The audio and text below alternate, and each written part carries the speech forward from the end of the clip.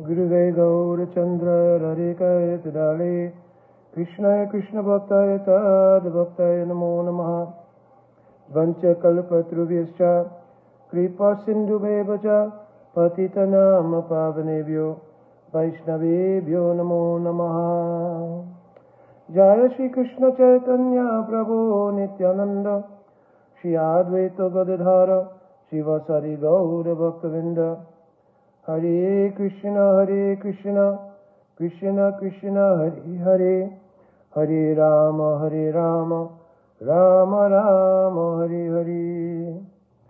Dandavat Pranam devotees, and for those who, still, Madhavatiti Kadasi Ki Jai. Obviously tomorrow is Mahadvarasi, and also the appearance of Shiva Rahadev, and then of course, Wednesday is the Nityananda Trayodasi. So I very much look forward to absorption in those days and the Harikatha for those tithis. But today, Dandavat Sadhana Sariprabhu, Dandavat Lilanath Prabhu. So, but today, because I felt I would not have sufficient time to go into this later in the week because of the tithis that are coming up, that I would do a famous last word short video synopsis, basically of the second part of what later on I decided to do was to make a really full presentation out of these things somewhere in the near future. But just now to kind of give overviews more or less. So this is a part 2 of the dismantling of atheism. I've already done a video previously entitled such. And then I followed up by giving also a answer to some questions that came in regarding that original presentation. So today, I'm just again giving a kind of overview in this part 2, excuse me, beginning a little bit with a review of what we discussed previously, and then moving on to some interesting parallels in the origins both of the cosmos and origins of life narratives, narratives. And lastly, to deal with the great missing element of consciousness. That is the true missing link, as I described it in the thumbnail. So let me just get to one thing that I wanted to do. Just wanted to have the notes available. Here we go. Okay. So in the original video, and this is just kind of a synopsis or summary of what went on there, we wanted to establish a couple of things. One, that unless we're working with common definitions, it's very difficult to really ascertain whether or not people are discussing the same thing. If you don't define what it is that's going to be the base definitions of the subjects that are brought up, in this case God, existence of God or not, intelligence, because intelligence is a big part of what we consider when we describe that even in the manifest creation, the symptom of intelligence is a symptom of God, and the definition of nature itself. What do we mean when we say nature? And as well, the nature of phenomenon, because sometimes things that can't be experienced because it's someone's subjective stance or someone's subjective experience is a better word, then it can be experienced objectively when it becomes a phenomenon, right? Just to give an example of that, if you had, quote, this is just something to give an idea, if you had someone have a particular kind of delusion, let's say, and suddenly you saw that millions of people had that delusion, it would no longer be a subjective experience of that person, but it would be an objective phenomenon which you consider to need to be dealt with. Why is everybody having this experience? You understand? So we're going to get to the point about that in the summary. The other thing that we kind of went over was the whole idea of burden of proof. Normally in any discussion about the existence of God, there is pretty much on the part of atheists a very, I think, tactical idea that they have. If we shift the burden of proof to the theist, then it will help us to simply point out the faults in the theistic presentation. However, if someone knows something, and you do not know that thing, you understand? You cannot ask that person to prove to you what it is they know. You can inquire why it is I don't know. You understand? So there's a difference. There's a difference in saying there's a burden of proof on someone to prove something, right, that they have an experience of, right, but you don't. There's a difference between that ideal and the idea of saying, I don't know. And you're saying you do know, can you explain it to me? You understand? There's a huge difference. Because giving an explanation or giving information to someone who's ignorant on a particular thing is not proving something, it's enlightening someone in something they don't know. So basically, atheists are in a position where they cannot disprove the existence of God. So what they will do is then say, well, you cannot prove a negative, right? And they consider this to be a very tactical statement. Well, now I've got them because I'm saying you can't prove a negative, right? And so the meaning of that, which if you don't know, means that you cannot prove or disprove something that doesn't exist. That's the gist of what that saying is. You can't prove a negative. In other words, you cannot prove something that doesn't exist or disprove it, right? So here's the catch to all of that. If you're arguing that the reason the burden of proof is not on you to disprove the existence of God, right? And you say that's because you can't prove a negative, then it comes to the reality, what are we discussing? Because if there is no existence of God, why are you even debating it? If something doesn't exist, why would you be debating it?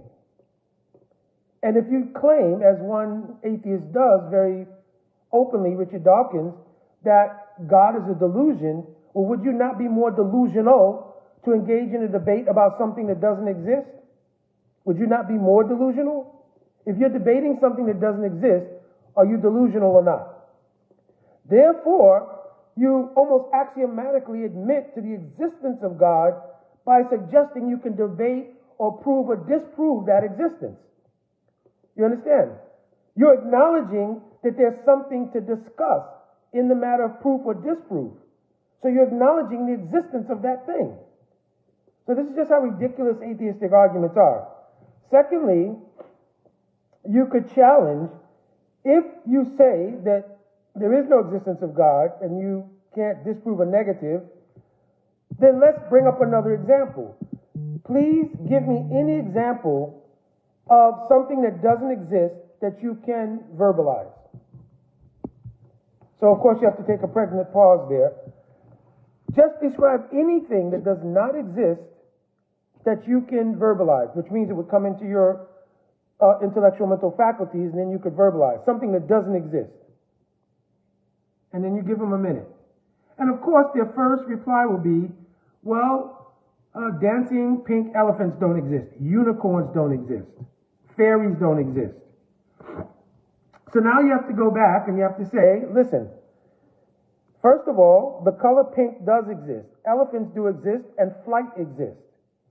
That someone puts those things together in a combination which is not in our common experience doesn't mean they don't exist. In other words, flight exists. Pink, the color, exists, and elephants exist. So all you've done is try to put a combination together which is not in our normative experience. But on the other hand, is our experience broad enough to cover all time, all space, all existence? No. So you can't even affirm that that doesn't exist. You understand? It doesn't exist in our experience. But you still have not come up with a thing. Among the three things you tried to put together in a combination we have an experience, right? You still haven't, by the way, I may bring you a couple of hippies from 1960s who'll tell you pink elephants do exist, right? Anyway, aside from the jokes, The point being, you haven't really named something that doesn't exist. Fairies, right? Actually, fairies is something that was taken from early Europe based on the idea of Gandharvas and so forth that they read about in other cultures, of celestial beings who come in, who sing and who dance, etc., right? What about unicorns? The word unicorn actually means unicorn. That's what unicorn means. Unicorn. It meant animals that had one horn. And in India especially, there is a particular form of a deer, right, which has one horn, which looks very much like what became the fantasy version of a unicorn. You understand? So you have not declared or described something that doesn't exist. You've simply tried to dismiss the issue by demeaning association. In other words, by associating with things that people normally think are fantasy. You understand? Because people also are not going to research to determine what kind of fantasy that is, but simply trying to associate the absolute truth or associate God with things that are considered to be fantasy. You try to escape the reality that you cannot name something that doesn't exist. The reason is because the human faculty is part of a creation. It's not a creator. You understand? We don't create anything. We take inspiration and shape things which have been created. I had 2 careers in my life, one obviously in law enforcement and one in music, right? And in music, even the most inspired soloist is simply taking notes that exist already in a scale and by inspiration manipulating those notes. So they're not truly creating the sound, the notes, or anything else. They're simply manipulating them by inspiration. We are co-inspirers in observing and manifesting a creation that already exists. And you can't create one single thing outside of that. So you challenge any atheist, name me something that does not exist. Name it. Because, see, there's no place in the human faculty, intellectually or mentally, to grasp at something that's not there. So to say God is in that category, then what are you talking about? What is God? Well, and then you get the whole idea of what they believe God is. So right now, you're very much a theist. You've just identified your deity because you're talking about a belief. You simply identified your deity as science or whatever atheistic anchor you're holding on to, nature, whatever atheistic anchor you're holding on to, you simply acquired belief in that particular thing to the denial of the conceptions given by many traditions and many practitioners of a divine deity. That's all. That's all you've done. You've not proven the non-existence of God. So I think that's enough, and I think it suffices there to say that that's a very false argument, a very weak argument, that you cannot disprove a negative, right? Also, it's further solidification of the idea that a burden of proof would not be on the theist, on the person who believes in God, because they're having that experience. It's a knowledge to them. It's a revelation to them. They're not in a position where they need to prove that. You understand? You're in a position of ignorance as an atheist because you truly can't say you know or don't know. So in that position of ignorance, all you can do is inquire to get enlightened about why this person does have that realization. And you may even want to access how I can get it.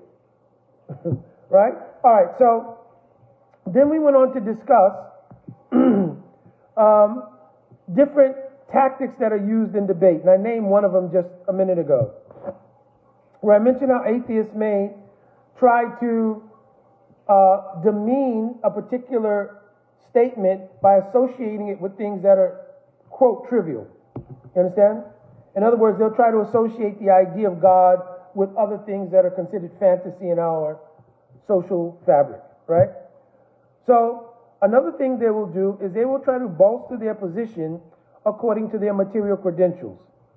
In other words, the social fabric is set up in such a way, or the social construct is such, that we identify people who have, quote, gone and got an education, right? And they've been given certain designations based on that, which means you really accepted indoctrination, is basically what it means. Right? I went to college. So what it basically means You did whatever you had to do to pass those courses, and when you get out, they recognize that by giving you a piece of paper or sheepskin or whatever it might be that says, we acknowledge that you passed our indoctrinational program up to this point. Whether it is BS, BA, AA, right, or PhD, whatever it might be, they're acknowledging you've accepted the indoctrination up to that point. Does that necessarily mean you've gained wisdom? Does that necessarily mean you truly have become enlightened and your intelligence is illumined? It doesn't. It means you become indoctrinated or you become acquainted with a particular field of activity. I know how to work on a computer. I know how to engineer a structure. I know how to design a structure from an architect. I know how to calculate different mathematical equations and so forth and use that to manifest other material things if I'm in any of the sciences. Physics or chemistry, biology, if I'm going to make medicines and work for Big Pharma, whatever it might be, you simply have been trained in that particular field and recognized. And in the social construct, they're calling that intelligence, right? Advanced intelligence, and giving a certain social status to it. So many times in any kind of discussion, people want to put that in the front as a shield. I am a physicist, I am a biologist or a chemist, whatever it might be, and therefore that should carry a certain amount of weight in a discussion which may not exclusively have anything to do with chemistry or biology. You understand? So though that might come up in an overall discussion, they try to center their field of expertise as the reason why whatever they say, even outside that field, should be taken as gospel. Another thing they do is try to delude people. Delude means to create an atmosphere where people are so confused you cannot really focus into the topic, and hence whether or not logical arguments are being presented. Because in a state of delusion, people don't function with logic. So the way they do that is they will speak in the particular jargon of that field, whether it's chemistry or biology, and obviously speak over the heads of people who are not acquainted with the parlance that's used in chemistry, biology, or physics, or whatever it might be, the particular field. It would be equivalent to me giving a whole lecture on Vaishnava theology to a group of new people and simply speak most of it in Sanskrit language and speak most of it in the deepest theological areas of our practice, etc. That's what it would be like. So by doing that, they create an atmosphere that I've just spoken so many things that it will delude from even common sense logic. Because whatever I've said, you don't understand it, but it must mean whatever else I say must be a fact. You understand? And then the fourth thing is dismissal. So dismissal, you'll hear in almost any, if you pull up any debate on YouTube between theists and atheists, you will inevitably hear the atheist say, oh, that's just nonsense. Oh, that's ridiculous. There's no real basis to them saying it, but it's just based on, again, how they've postured themselves with the hearers of that particular debate, that I'm an authority. And if I say this is just ridiculous, it should be accepted as face value, regardless of logic, etc. That, oh, that's ridiculous. That's nonsense. You understand? So these are kind of four methods: deluding people, dismissing people, bolstering oneself by things that really don't have anything to do with the overall particular thing that's being debated, right? So these are different tactics that are used in the atheistic-theist debates, right, which we should expect anytime we have discussions like this with people who are atheists. Then we went on to give the different definitions, and the reason we set up these definitions is so that the goalpost can't be moved. In other words, sometime when you're having a discussion, what they will do is suddenly shift the definition from one thing to another. So one of the things we need to do is pinpoint people when they want to have these discussions. Here's what we mutually agree is the definition of this word. So anything going forward that discusses proof or disproof about our subject matter will be based on this definition. We should have confidence that whatever definition comes up, unless it is completely ridiculous, can be accommodated in expressing the existence and the absolute nature of God, because God is absolute.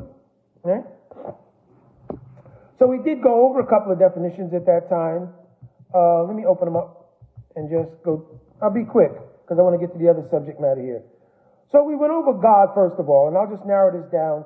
One of the features of God was that it's accepted as a supreme being and a power, right? The original German word was Godon.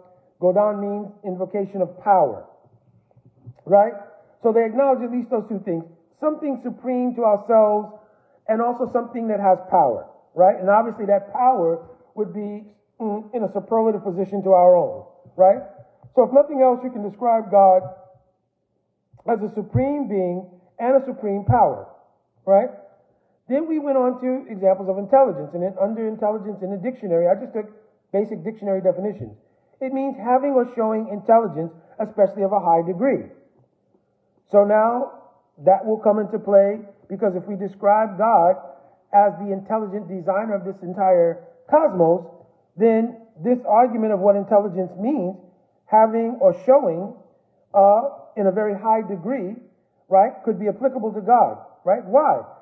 Because looking at the manifestation of the material world, certainly we see intelligent design in it, right? We certainly see, and I'm going to get to a little bit more when I do a comparison of the Vedic model or narrative of creation, etc., and the scientific model, right? And I'm not giving details on them, I'm just giving kind of an overview for comparison. So, but we can see certainly there's intelligent design in the universe, right? Now, the definition of intelligence was having or possessing. Having or possessing both are indicative of persona, because someone has. You understand? Someone shows. So having and showing are personal features. They're not impersonal features. Then nature. Nature is the phenomenon of the physical world collectively, including everything in it, right? And that's kind of what the dictionary describes as nature, right? So we'll take that definition, that's fine, right? And then phenomenon. Phenomenon is a fact, phenomenon, a fact or situation that is observed to exist or happen, especially one whose cause or explanation is in question, right?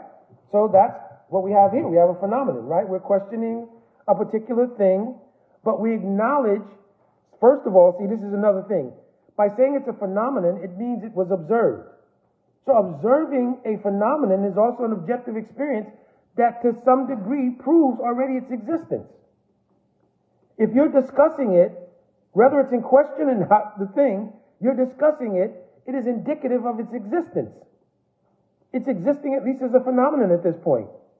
Right? All right, so let's move on. So now, of course, there's two kind of narratives about the origin of both the cosmos and the origins of existence, human existence, right? Or existence, period. One is that the scientists essentially say that in abiogenesis, which is now going out of favor, which abiogenesis means there was no actual biological phenomenon, that biological phenomenon came by the result of a mixture of things happening and then some stimulus that then generated the idea of biological phenomenon, which then turns into obviously the genesis of early life cells. They build on themselves. Eventually they build themselves up. Then we start the whole evolutionary cycle as described by Darwin up to our present day, right? As far as the beginning of the cosmos is concerned, there's a general idea that one French priest came up with. His name was George Lamartine, right? That's how I've heard it pronounced. I could very well be pronouncing it wrong. I discussed it with my wife earlier this morning.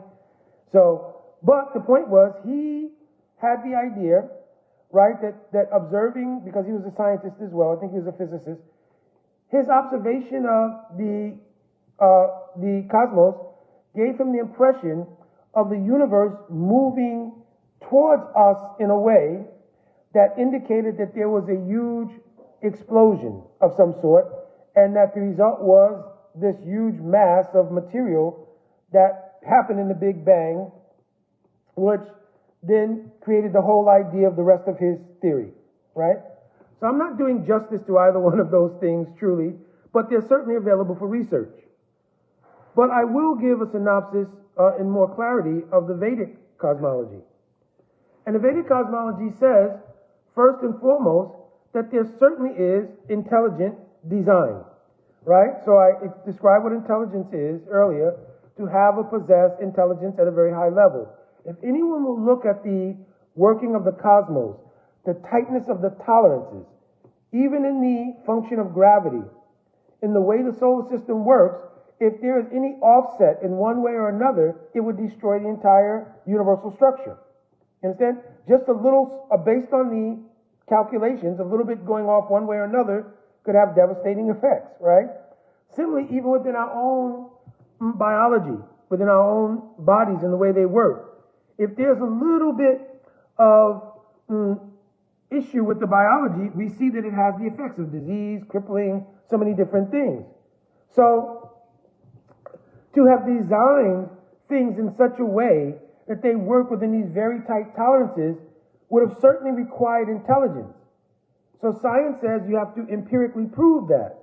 Well, in common sense, empirical experience every day, do we see anything that functions at a high level of organization, order, with such specificity and within degrees, especially of high tolerance, that doesn't have intelligent design behind it? And if so, name the thing. What is it that works in such precise order, under very systematic arrangements, with very tight tolerances to make that function consistent, that doesn't have intelligent design behind it? Means it wasn't designed by a human person with intelligence. We don't see that. So even if the scientists want to say we need empirical evidence, that's the empirical evidence. That you cannot find that kind of intelligent function of order, systemization, operating in very tight tolerances without somebody having designed it. If so, show me something that does that. Sometimes what happens is the over application of intelligent outreach, which means extending our own intellectual faculty to try to grasp the nature of everything, puts people in an inflated position, right? And that's exactly what happens pretty much in atheism. People end up in an inflated position in which they believe that somehow or another their intelligence will seek out something that doesn't appear in common sense. Common sense means what's the common sensibility of billions of people, maybe a little over 8 billion at this point we believe is on the planet. 8 billion people, if you ask them that question, listen, sir, I just passed this particular building that you work in. So, of course, the building came from nothing, right? It was, the materials were there and they just erected it. You'd pretty soon be guided to the local mental facility. So how is it possible to have a discussion with somebody who's very credentialed, right, according to the social construct, and that kind of common sense is unavailable? Unless there's a purposeful intent on denying that intelligent design. Understand? Now, that also makes sense. If you yourself want to be God, you'd have to remove that idea of a God, and one way to do that is to remove the causation of the intelligence that you yourself have, because you're part of the creation. So the idea is, I've become so intelligent as just part of the creation, I could figure out the origination of creation has no intelligence. Again, what kind of logic is that? I myself now can figure out by my intelligence that the origin of everything that's in our experience had no intelligence. All right, enough said. So, in the Vedic model, the idea of intelligent design is the first thing, right? Because we accept, right, and I'm trying to stay away from just implanting theology here. I'm just planting logical common sense, right? So that there is a divine, or at least divine intellectual design as the original causation of what we're experiencing. Because we don't see in the effect, which is the creation itself, right, things that couldn't be there in the cause. So if you find intelligence in the effect, it's indicative it must have been there in the cause. And therefore the idea that all life started from a sort of chemical composition that then generated self sufficiently into organisms which form the structures of human life, which then grew into this intelligence. That's ridiculous. Because if there was no intelligence in the original primordial soup, which then started organizing itself into cells and then into the building, even before that, it would have to organize the atoms into cells, you understand, and those cells into the biological structures, right, with the particular coding, because in DNA, on the spine of DNA, there's coding. That coding is the basis under which the DNA knows how to function to reconstruct amino acids in the proteins, etc., and which become the building blocks of our existence. You understand?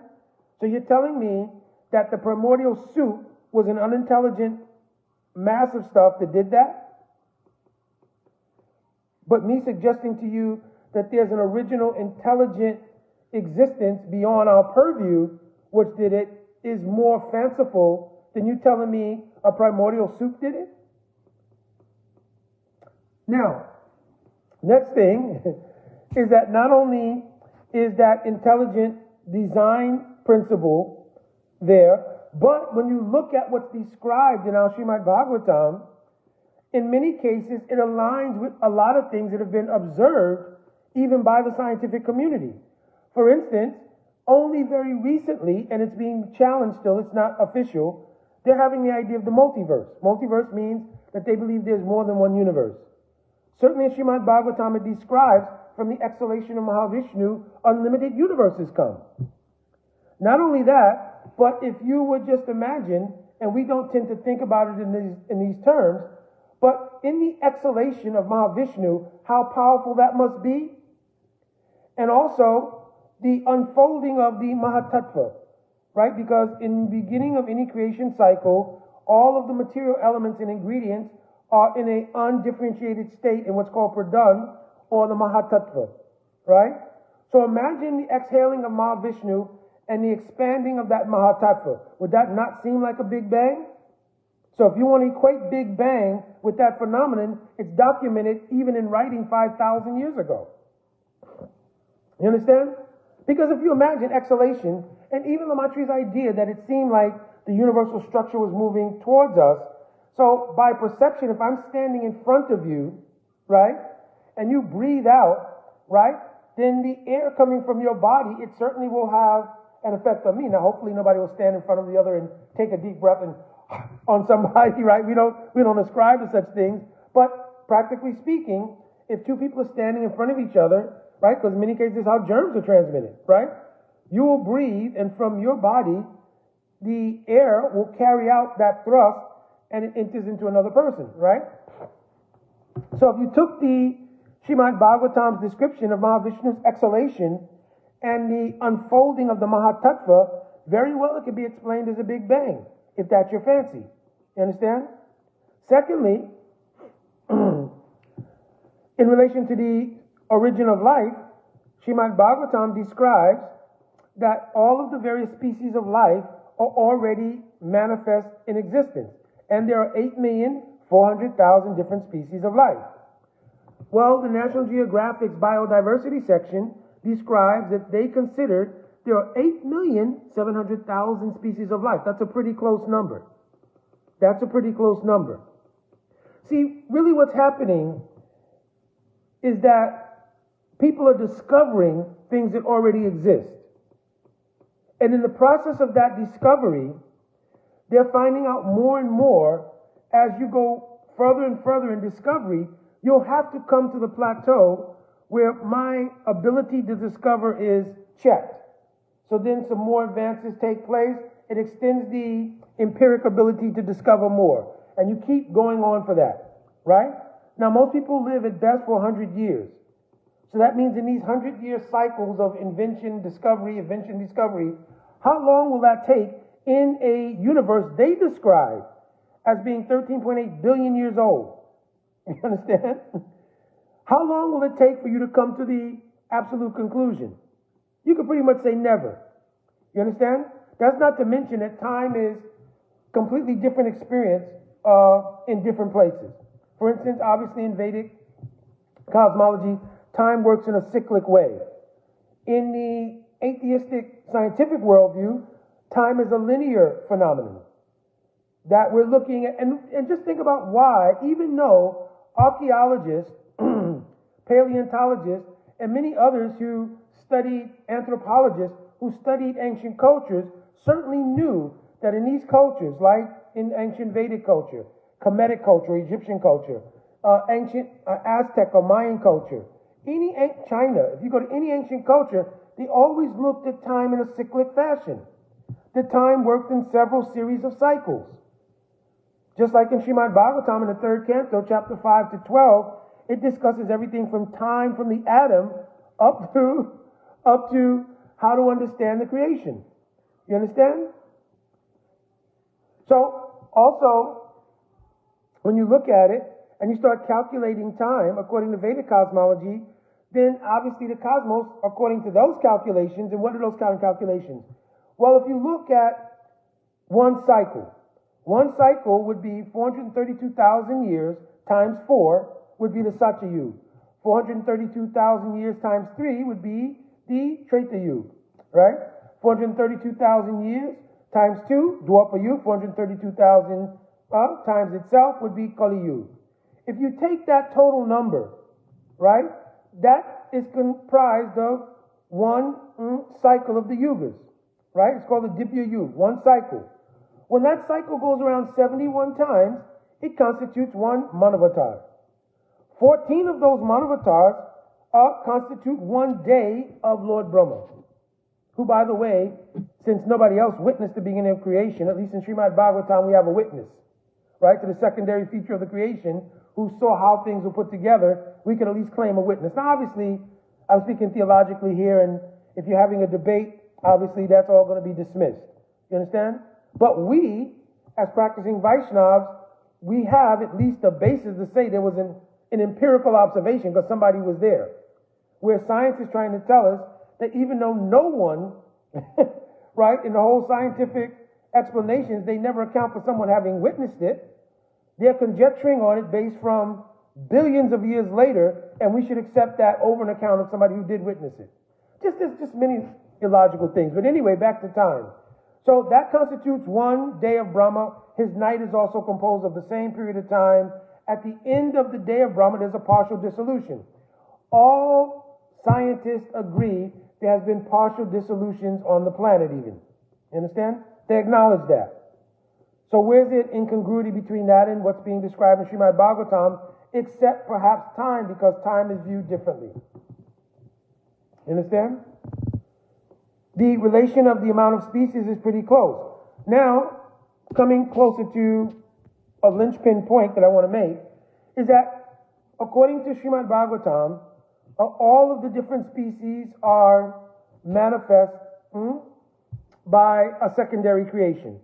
The 8,400,000 species of life, aquatic, reptile, humans, right? 400,000 different categories of human, birds, trees, etc., plant life, all laid out. I'm not quoting that verse. I don't even remember that verse by heart, actually, right? So now, here's where the issue comes in. The biggest difference between what science is advocating and what we say obviously cannot be true is that if you have the existence of all of these forms of life, the big question is, where is the life, what is the life, and where did it come from? That question has to be answered. So scientists are saying it is an evolution of chemical and biological processes that have created this life as we know it, including all the different species. And that those species evolve one to another based on the ability to adapt, right? Because adaptation is a big part of the neo-Darwin evolutionary theory, this whole idea of adaptation and so forth and so on, where essentially species are adapting to their environment and undergoing changes. You understand? So while you would then have humans at the top of the food chain right now, where humans can't survive in many of the conditions that formerly animals, and even today animals survive in. So there's just so much illogical ideas that are presented here. But the point being, that's what they're saying, how life is generated. But then the question would be, is that life? That's the question. Is life the chemical biological process? So when you analyze that statement, they're saying affirmatively, life is the biological chemical process, right? Then you should be able to take that process at this stage of the game and make life. It's that simple. Now that burden of proof for that is on the atheist. Right now you're declaring absolutely by your empiric observations, your predictions, your experimentation, your replications, right? You say that it's been challenged, but obviously it's challenged in terms of your theory. When they say something is, because part of the scientific method is it has to be challengeable. People have to be able to come in and challenge the theory.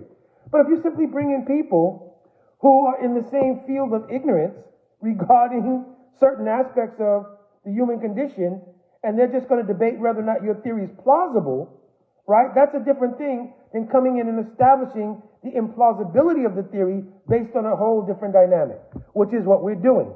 We're saying it is not possible to have life without consciousness. I'm not even getting into the soul yet. I'm talking about consciousness.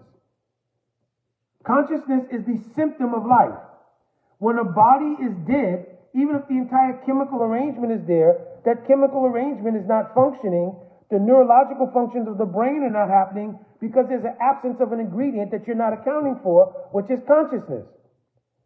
Now, obviously, there's a whole realm now that's trying to deal with consciousness, but still in the so-called hard scientific establishment, consciousness is not really a consideration, or it's a peripheral one at best. And those who are dealing with it on the periphery, right, really still are grasping at straws, basically, because until you then acknowledge a seeding of that consciousness, you can't explain what it is. It is not a neurological function of the brain, right? That consciousness is not a neurological function of the brain. The brain's neurological functions are reactive, they're not causative. You understand? They cause reactions in the physical body, but they're not the genesis of thinking, feeling, and willing. And consciousness is a symptom of existence of something which has the capacity to do thinking, feeling, and willing. Consciousness itself is not thinking, feeling, and willing. It is a symptom of something that it's associated with that does thinking, feeling, and willing. You understand? For instance, if someone is unconscious, we actually use the phrase, the person is alive, all the chemicals are there, everything is there, but they are unconscious. Why would we use that word? It means we're recognizing the absence of something. They're unconscious. Their unconsciousness, their consciousness is not manifesting itself, but the chemical reactions, right, they're going on, but the consciousness is somehow or another not responding, even though the body and its chemical biological functions are there. So it means consciousness has an independent posture from the body. What's more proof of that?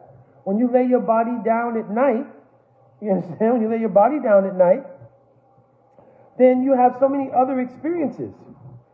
And that's obviously in a body in which the consciousness is taking the subtle body, which scientists are going to say this is all going on in the human brain, right? But again, the brain is a reactionary phenomenon. It's not a causative phenomenon. Other than that, everybody's brain should be dictating the same thing because we all have the same brain. It may be different sizes, there may be certain medical anomalies in the brain or whatever, but basically the composition of a brain is the same. But the individuality we're experiencing is obviously something different. Understand? So I'm going to end here. That was the point I wanted to get to, was up to the point of consciousness. Because without recognition of consciousness, you'll never get to the platform of the soul, what to speak of getting to the platform of God. You understand? So I will do a follow-up to this, but again, I just want to again point out certain things regarding the dismantling of atheism. All right, my Dandavat Pranam devotees. Vanchakaupatarubhyascha Kripasinduvevacha Patitanam Pavanebhyo Vaishnavebhyo Namo Namaha. Jai Dhanavad Pranam. Radhe Radhe.